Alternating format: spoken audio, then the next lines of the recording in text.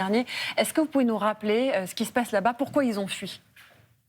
Alors, ceux qui sont arrivés en Arménie, dans la République d'Arménie, sont de nombre 105 000 désormais. 105 000 là maintenant, sur 120 000 qui étaient Sur 120 000 dans le estimés, Karabakh. 105 000 sont déjà arrivés en Arménie pour y trouver refuge et sécurité.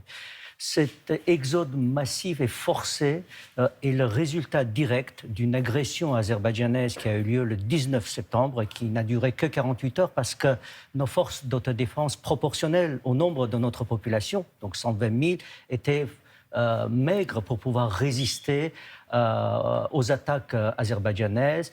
Et ils ont déposé les armes, nos forces, elles ont déposé les armes au bout de 48 heures.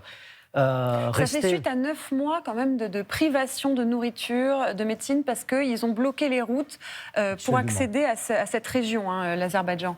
L'Azerbaïdjan avait bloqué depuis 9 mois, plus de 9 mois, la seule route qui alimentait tout, en vivres, en médicaments, en électricité, en gaz, laissant toute une population civile démunie et dépourvue de tous les droits. Nos enfants n'avaient pas le droit d'aller à l'école parce que les écoles étaient fermées, privés de leur droit à avoir accès aux soins, privés à leur droit de se nourrir convenablement. Et cela a duré 9 mois, malgré les déclarations, les appels politiques de la communauté internationale, malgré une décision de la justice, de la Cour internationale de justice. L'Azerbaïdjan n'a jamais voulu ouvrir le corridor de Latchine. Est-ce qu'il reste des Arméniens là-bas dans le Haut-Karabakh? Il reste quelques centaines, peut-être 1 ou 2 milliers d'Arméniens qui ont des difficultés pour se déplacer. Il reste aussi des personnes qui restent pour aider ces personnes à mobilité réduite.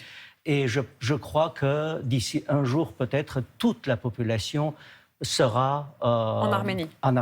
Hier, la ministre des Affaires étrangères française, Catherine Colonna, est arrivée en Arménie. Il y a eu un accord pour la livraison de matériel militaire pour que l'Arménie puisse assurer sa défense. Est-ce que vous craignez, vous, aujourd'hui, que l'Arménie puisse être une cible de l'Azerbaïdjan? Je le crains parce que l'Azerbaïdjan, le président azerbaïdjanais le déclare haut et fort. Le président azerbaïdjanais dit que des territoires de la République d'Arménie appartiennent historiquement à l'Azerbaïdjan. La capitale même de la République d'Arménie est une terre azerbaïdjanaise. Et le président azerbaïdjanais nous a habitués de faire ce qu'il dit, au moins depuis maintenant 3-4 années. Donc ça peut être une attaque dirigée sur l'Arménie directement? Ça peut être une attaque dirigée sur l'Arménie directement, effectivement. Mais je voudrais vous dire que ce qui s'est passé au Karabakh, il ne faudrait pas que nous soyons tentés de tourner la page très rapidement en nous concentrant sur l'intégrité territoriale de l'Arménie, qui est menacée, effectivement, parce que l'Azerbaïdjan, aujourd'hui, occupe quelques 150 km² de la République d'Arménie. Vous voulez que la communauté internationale nomme ce crime? Oui. Parce qu'il s'agit d'un véritable crime. Vous savez, au-delà des drames individuels, de ces 105 000 personnes qui ont laissé le fruit de leur travail de toute une vie, leurs biens, leurs maisons, leurs champs, et ont trouvé refuge en Arménie, il y a une tragédie collective qui s'est passée, c'est-à-dire on a tué un peuple. Oui. Une épuration ethnique, c'est de tuer un peuple. Pour la simple raison, c'est que cette population de 105 000 personne va être dispersée en Arménie ou ailleurs. Les dialectes qu'ils parlaient n'existeront plus. Oui, parce leurs lieux de culte seront désertés. Les institutions du Haut-Karabakh cesseront d'exister à partir du 1er janvier 2024. Qu'est-ce que ça veut dire pour vous, par exemple?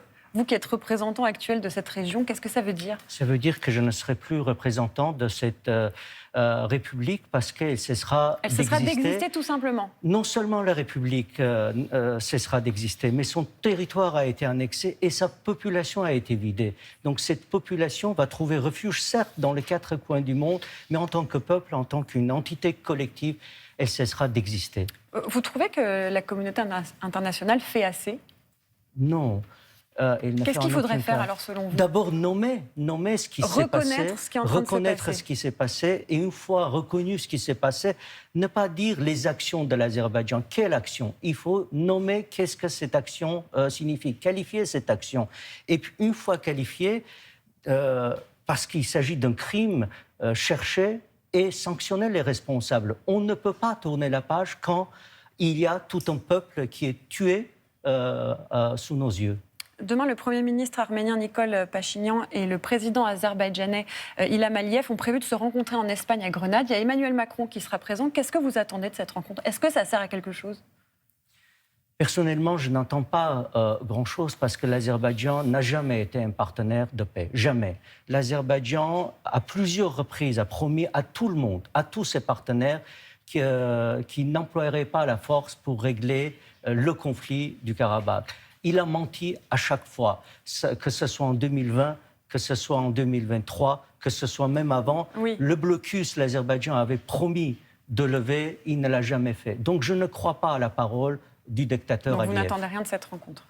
Merci beaucoup, Hovhannes Gervokian. Je rappelle que vous êtes le représentant du Haut-Karabakh en France. Merci d'avoir été avec nous. Merci.